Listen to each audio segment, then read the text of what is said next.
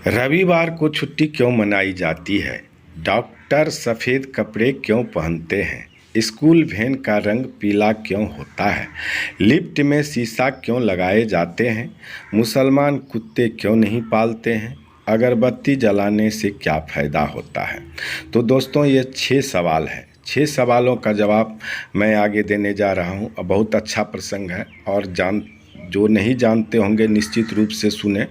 और उससे पहले हमारे ब्रजेश पाठक के चैनल में आपका तहे दिल से स्वागत है, हार्दिक अभिनंदन करता हूं।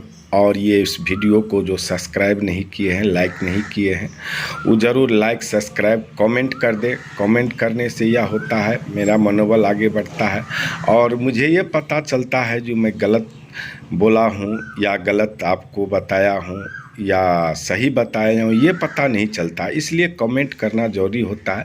आपको बुरा लगे तो भी कमेंट कर सकते हैं, अच्छा लगे तो भी कमेंट्स कर सकते हैं। बुराई से हमें सीख मिलती है और अच्छाई कभी सीख दे नहीं सकती, और अच्छाई तो इनकी कमी नहीं है, अच्छाइयों की कमी नहीं है। जय श्री राम। चलते हैं। इनका पहला क्वेश्चन है, रविवार को छुट्टी क्यों मनाई जाती है? तो सुनिए मेरे प्यारे बंधु भाइयों, रविवार यानी छुट्टी का दिन। यह सप्ताह में एक दिन आता है, मौज मस्ती करने का दिन या आराम करने का दिन। इस दिन दुनिया भर में कोई भी इंसान काम करना पसंद नहीं करता है, परंतु क्या आपने कभी सोचा है कि आखिर रविवार को ही छुट्टी क्यों मनाई जाती है? क्या इसके पीछे कोई विशेष कारण है? तो चलिए चलते हैं, इस सवाल के जवाब को मैं जानते हैं कि रविवार को छुट्टी क्यों मनाई जाती है। और इस दिन स्कूल, कॉलेज, कार्यालय व अन्य संस्थान सभी बंद रहते हैं। सनातन धर्म और हिंदू धर्म के अनुसार ऐसा माना जाता है कि रविवार सप्ताह का प्रथम दिन होता है और इस दिन पूजा पाठ करने से पूरे सप्ताह मन शांत रहता है। सभी कार्य बिना किसी परेशानी के सफल होते हैं। इस दिन सभी लोगों के लिए धार्मिक कार्य आदि करने के उद्देश्य से ही रविवार को अवकाश घोषित किया गया है, ताकि व्यक्ति के दिमाग पर कार्य का दबाव न रहे। वही अंग्रेजी कैलेंडर के अनुसार संडे सप्ताह का अंतिम दिन होता है। पूरे सप्ताह के कार्य करने के बाद शरीर और दिमाग को आराम देने के उद्देश्य से रविवार को अवकाश रखी जाती है, ताकि आदमी पर से काम का प्रेशर दूर हो सके और फिर से नए ताजगी और फ्रेश होकर नए सप्ताह में नई शक्ति के साथ काम कर सके। इसी उद्देश्य की वजह से दुनिया भर में रविवार को छुट्टी का दिन रखा गया है। ये भी कह सकते हैं कि अंग्रेजी राज से ही भारत में रविवार की छुट्टी का प्रचलन हुआ है। दूसरा सवाल है, डॉक्टर सफ़ेद कपड़े क्यों पहनते हैं? अक्सर आपने हॉस्पिटल, डॉक्टर और नर्स को सफ़ेद कपड़े पहने देखा होगा। क्या आपने कभी इस पर विचार किया है कि डॉक्टर सफ़ेद रंग का ही पोशाक क्यों पहनते हैं? जी हाँ भाइयों, यदि आप नहीं जानते हैं तो चलिए इस प्रश्न के उत्तर को जानते हैं। आखिर डॉक्टर सफ़ेद कपड़ा ही क्यों पहनते हैं? सबसे पहले अत्यंत महत्वपूर्ण बात यह है कि सफ़ेद रंग को शांति का प्रतीक माना गया है और डॉक्टर का काम अपने मरीजों का इलाज करना और सुकून महसूस करवाना है। इसलिए डॉक्टर्स हमेशा सफ़ेद कपड़ा ही पहनते हैं। ऐसा भी माना जाता है कि हॉस्पिटल में आकर मरीज तनाव भरे माहौल में पॉजिटिव रह सके, इसलिए डॉक्टर और नर्स हमेशा सफ़ेद कपड़े ही पहनते हैं। देखा जाए तो डॉक्टर्स और नर्स के सफ़ेद कपड़े पहनने की शुरुआत 20वीं शताब्दी से ही प्रचलन में आया है। हम कह सकते हैं कि 20वीं शताब्दी से डॉक्टरों ने सफ़ेद रंग का कपड़ा पहनना शुरू किया था, क्योंकि सफ़ेद रंग को स्वच्छता और शांति का प्रतीक माना जाता है। इसके अलावा यह रंग ईमानदारी, पवित्रता और ईश्वर का दूसरा स्वरूप भी है और डॉक्टर के प्रोफेशनल में ये सारी चीज़ें बहुत मायने रखती है। यही कारण है कि डॉक्टर या नर्स अथवा उनसे जुड़े सभी कर्मचारी सफ़ेद रंग का कपड़ा पहनते हैं। तीसरा है दोस्तों, स्कूल वैन का रंग पीला क्यों होता है? तो चलिए इसका उत्तर जानते हैं। आजकल यह कोई नहीं कह सकता कि हमने स्कूल बस नहीं देखी है। दरअसल आप सभी प्रायः करके देखते हैं कि स्कूल बस या वैन पीले रंग की होती है, परंतु क्या आप इस बात पर कभी गौर किए हैं कि स्कूल बस पीले रंग की ही क्यों होती है? लाल, काले, हरे या नीले रंग की क्यों नहीं होती है? अगर आप मेरे भाइयों नहीं जानते हैं तो चलिए इस प्रश्न के हल को जानते हैं। आखिर स्कूल बस या वैन का रंग पीला ही क्यों होता है? भाइयों, मेरे दोस्तों, आपको बता दूं कि स्कूल बस को पीले रंग से इसलिए पेंट किया जाता है कि पीला रंग हमें जल्दी आकर्षित करता है। पीला रंग एक ऐसा रंग है जिसे हम आसानी से बहुत दूर से देख सकते हैं।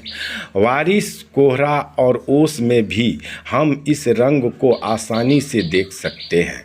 इतना ही नहीं, यदि हम बहुत सारे रंगों को एक साथ देखें तो पीला रंग सबसे पहले हमारे ध्यान को खींचता है और तो और आकर्षित भी करता है। इसका मतलब है कि बाकी रंगों की तुलना में पीला रंग ज़्यादा आकर्षक होता है और अन्य किसी भी रंगों की तुलना में ये आँखों को जल्दी दिखाई देता है। भले ही आप सीधा ना देख रहे हो, तब भी आप आसानी से पीले रंग को देख पाते हैं। इसलिए स्कूल बस या वैन को पीले रंग से पेंट किया जाता है ताकि हाईवे पर एक्सीडेंट की संभावना ना के बराबर हो, ताकि बच्चे जो हमारे देश के भविष्य हैं वे सेफ्टी से अपने घर माँ बाप के पास पहुँचे। तो मेरे भाइयों, मैं उम्मीद करता हूं कि अब आप समझ गए होंगे कि पीले रंग से स्कूल बस या वैन को क्यों पेंट करते हैं। और तो और मेरे चैनल पर प्रायः करके पीले रंग को ही महत्व दिया गया है। बस इस पीले रंग के साथ एक लाइक, सब्सक्राइब, कमेंट तो बनता है। चौथा सवाल है, लिफ्ट में शीशा क्यों लगाए जाते हैं? भाइयों, आपको बता दूं कि लिफ्ट में शीशे लगे होने के कई महत्वपूर्ण कारण हो सकते हैं। इनमें से हम आपको कुछ महत्वपूर्ण कारण बताने जा रहे हैं। सबसे पहला कारण यह है कि लिफ्ट में शीशा लोगों का ध्यान बटा कर रखता है।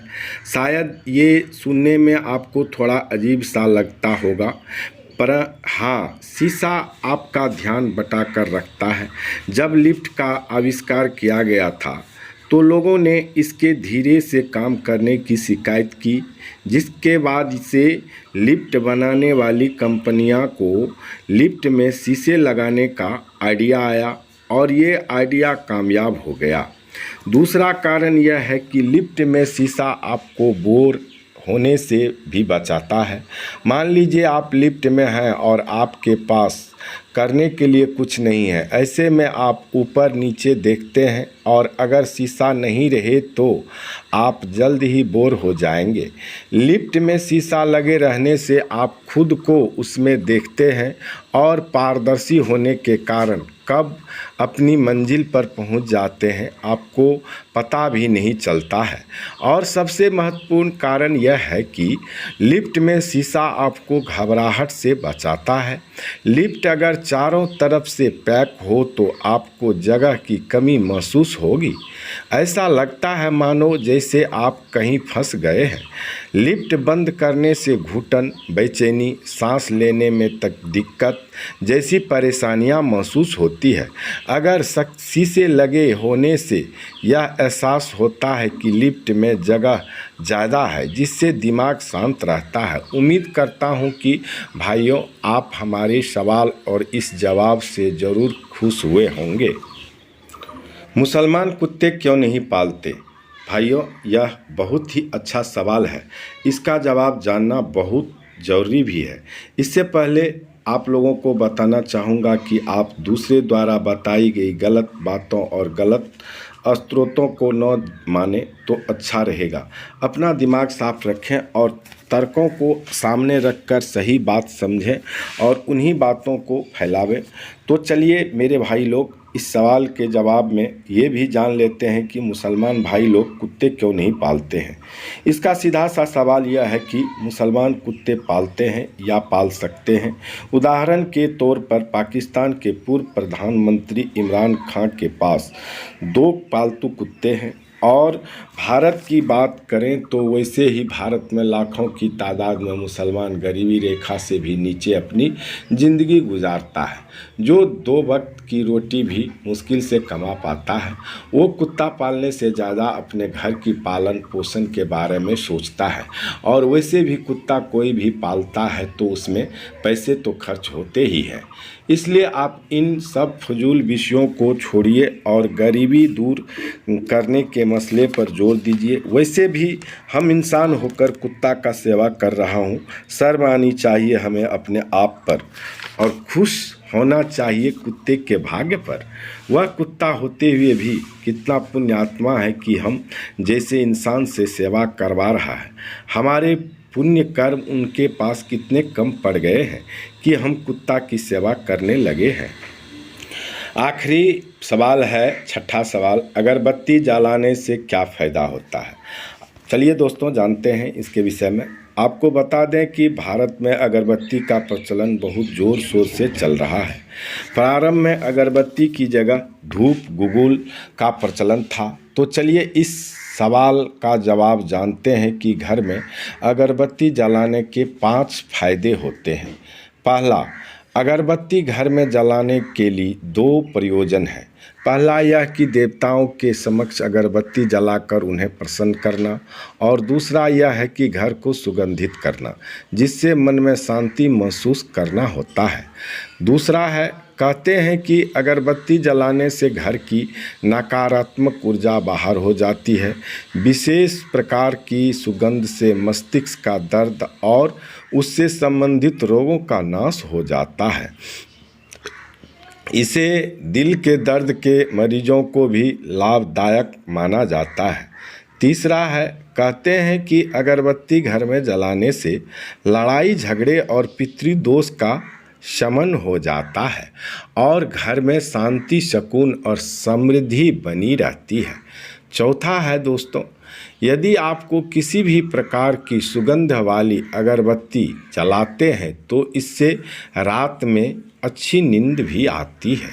पांचवा है, कहते हैं कि अगर अगरबत्ती घर में जलाने से दिव्य शक्तियाँ आकर्षित होती है और व्यक्ति को उनसे मदद मिलती है।